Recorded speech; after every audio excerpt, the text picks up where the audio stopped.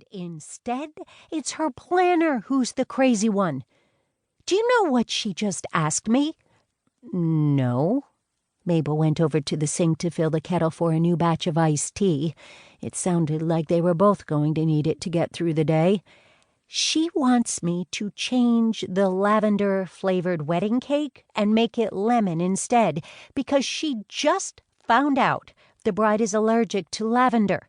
Emily took a long swig of iced tea and set the glass down with an emphatic thump. "Can you believe she thinks I can produce a whole new wedding cake with only 24 hours left before the wedding? I don't have time to make another one myself, and it's the peak of wedding season, so it's not like I can get someone else to make it for me. Bakers are booked to capacity and beyond.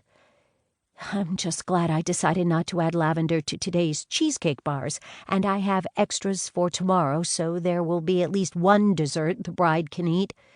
Mabel wrinkled her nose. "I'm glad, too. I don't like lavender any more than my aunt did, and those bars are fabulous without it." Emily brushed away a tear of frustration. "I wish I could just tell Paige to stuff it. But I really need this job to go well, and I need her to give me a good reference. Catering is the only way I'll be able to earn enough to keep my goats." Emily's estranged husband had recently given her an ultimatum along with the divorce papers.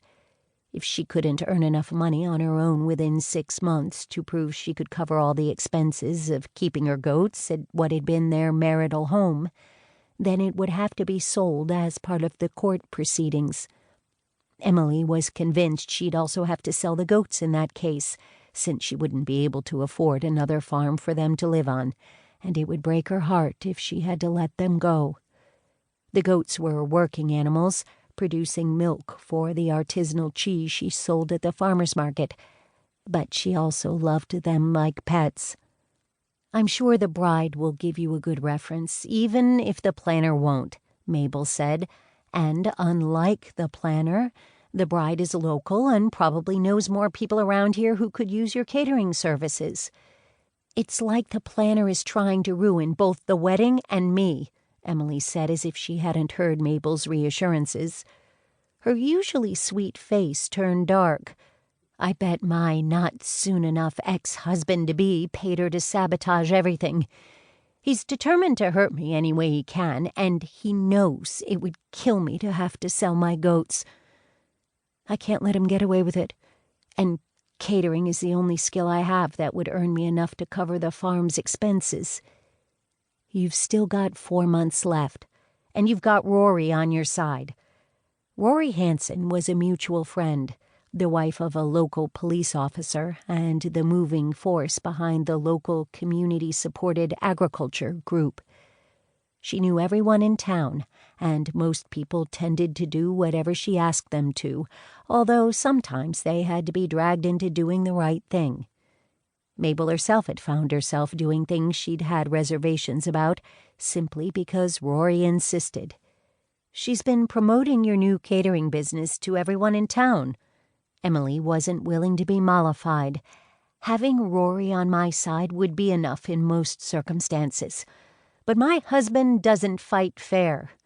If he did, he never would have carried on with a colleague behind my back for months and then had divorce papers served on me with no warning. He had been unnecessarily cruel, but there was nothing Mabel could think of to make her friend feel better, so she settled for saying, "I'm sorry."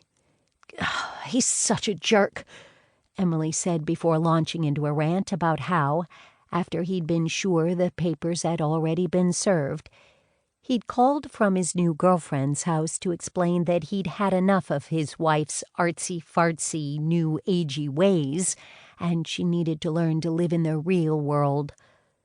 Mabel went about brewing the tea while her friend vented. She tuned out a bit, since she'd heard it before. The water had boiled, the leaves had steeped and been removed, and ice cubes had been added to the pitcher before Emily wound down. "I'll show him a real world he never imagined," Emily said with quiet determination. "I'm going to be the most successful caterer in West Slocum, maybe even all of Western Massachusetts, and then I'll buy..."